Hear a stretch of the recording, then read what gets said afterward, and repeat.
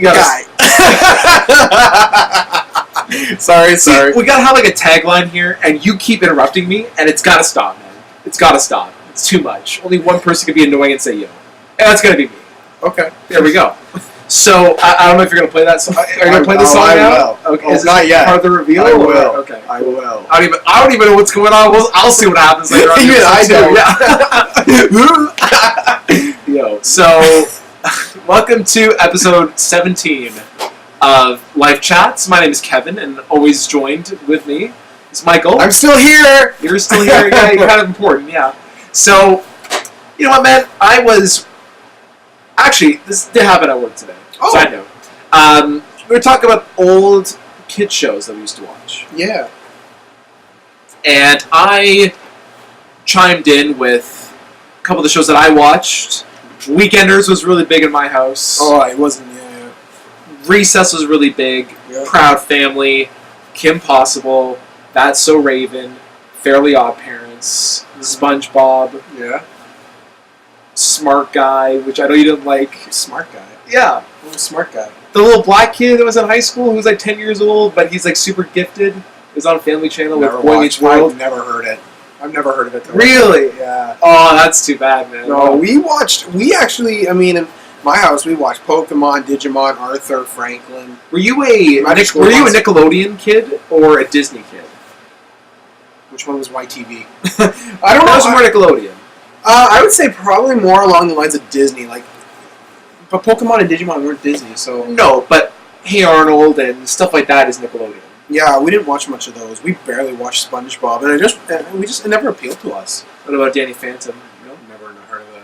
What? Yeah. You've heard of Fairly Odd Parents, though. Yeah, but I can't picture the show at all. Wow, that's interesting. Okay, so, the reason why I'm asking this is because each of those shows, especially Arthur and Magic School Bus... Yeah, I love that show. They sat the kid down and they taught them something. A moral lesson, a life lesson, how to interact with... There was one episode of Smart Guy that I remember where it was this guy, an older gentleman, who coerces these kids to try a video game in his basement, and then they're like, oh, take your shirt off. And he's like some 40-year-old guy. So it's just like how to deal with things in life. Oh, okay, yeah. So on the show they said that's weird. Yeah, and they show how to tell your parents, and they show how to deal with that, and the guy gets in trouble. Of course. So, and then Magic School Bus was all about teaching about the solar system when they turn to lizards. I mean, that's information. We watched the Animaniacs too, and they had a lot of that stuff. That was weird. Although, you know what was weird was in Arthur, and I've said this to you before. In Arthur, how Mr. Ratburn stayed at Arthur's parents' place for I know America, the teachers make jack shit, but you couldn't afford a motel room. Oh yeah, I know. That was weird. That was weird. It was so weird. To this day, I still don't understand how that happened. But even shows, I know you didn't watch Zoe 101, and you didn't watch Ned's Declassified School Survival Guide, or you can't just keep making shit up, Kevin. You gotta stop swearing, Michael. But all these shows filled the future. Did you ever Zack and Cody? Sweet Life of Zack and Cody. You never watched any of those? I've heard of that show. Oh my god! What did you watch? I told you! Digimon, Pokemon, and Fresh Prince, that's it? No, that didn't come till later. Oh my god! In West Philadelphia, wow! It's on the playgrounds, very expensive. So we gotta stop that. So, these shows, to all matter of speaking, had some life lesson that they instilled to the kids, and they basically taught them a lot about growing up and how to deal with things. Now we're not kids. We might act like children, but we're not kids anymore. Mm-hmm. So I can't remember the last time that I watched the Disney Channel or YTV or Teletoon. I can't remember the last time I watched any Cartoon Network. Can't remember the last time I watched any of those shows. Right. But it's interesting because I have a younger cousin who just turned 15, and she still grew up with it well into the last 5 years. She used to watch it, and I watched some of the shows on it, and it made me think, wow, the writing is getting lazy. It's all about superficial social media problems, and it made me think, okay, and this is what I want to ask you: are kids shows do they follow do you think they follow a formula, or does nostalgia, because okay, the reason why I'm so this is what I'm asking. Okay. So each show talks about problems of the current generation when they're children, right? So we didn't have social media and stuff when we were young, so those weren't even a problem. Okay. Those weren't discussed in the shows that we watched. Sure. As we're on kids' show nowadays, that's all they talk about, because that's a problem with kids now. Right. So do you think that kids' shows are formulaic and that they revolve around certain important life things for children of that generation? Or are kids' shows today just bad?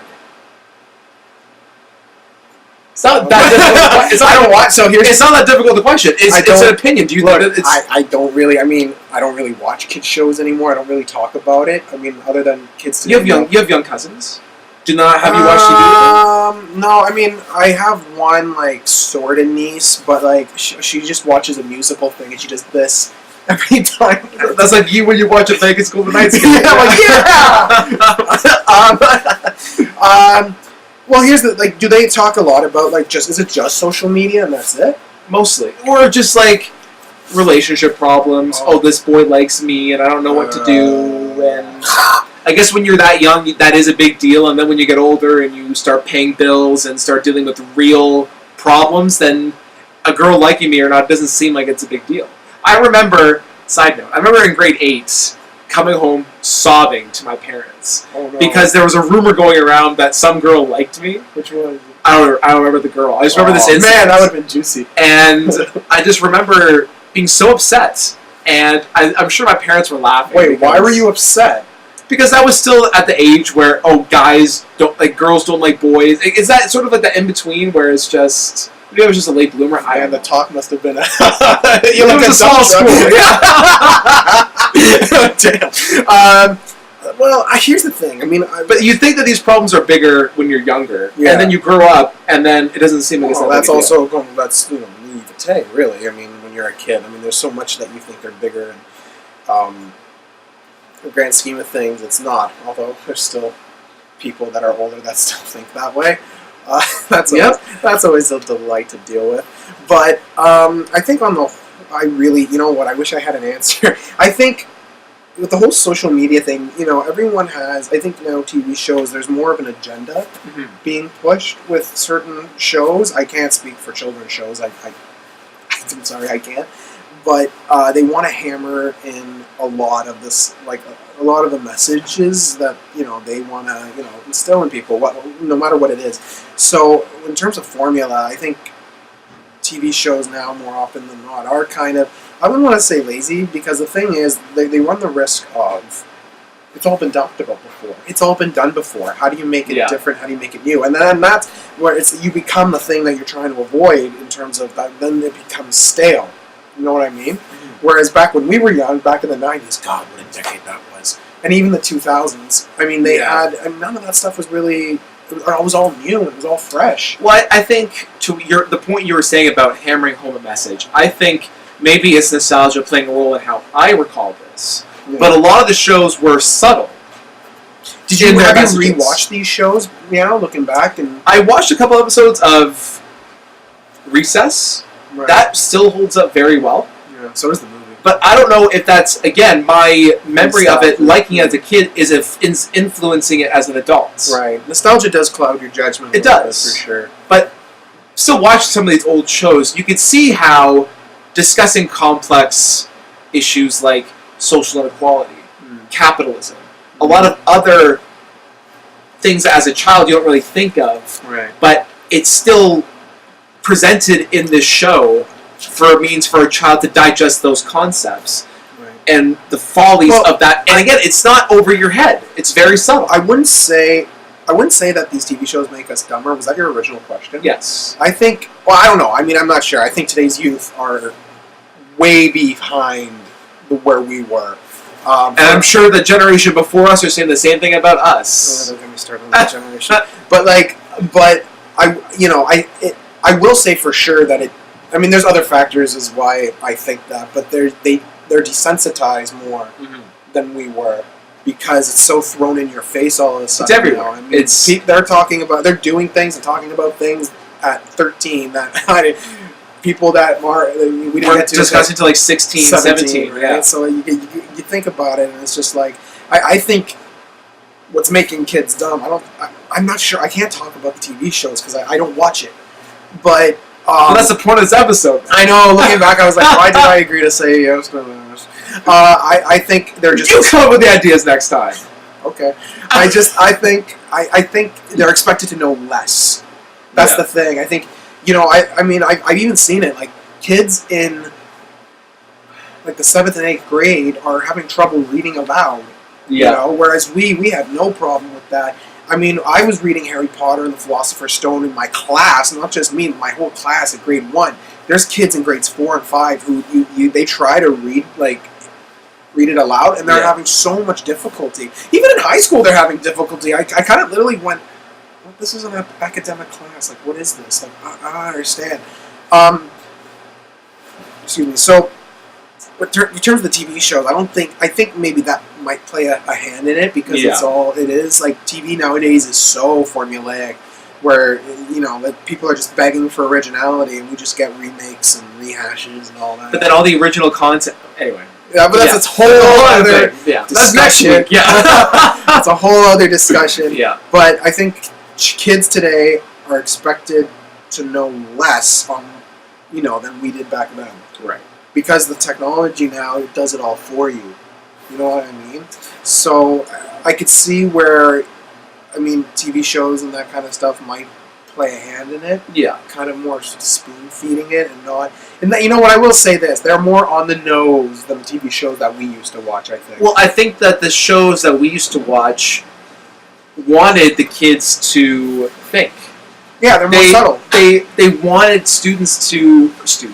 They wanted might as well have been. Yeah. They wanted children to actually not just be told what the message is. Right. They wanted them to think about these concepts and make their own decision. Oh, for sure. That might happen now, but I think because a lot of TV shows are playing it safe by rehashing old familiar concepts because it's all been done before, that you tend to just lay out the plot and say, okay, this is what it is.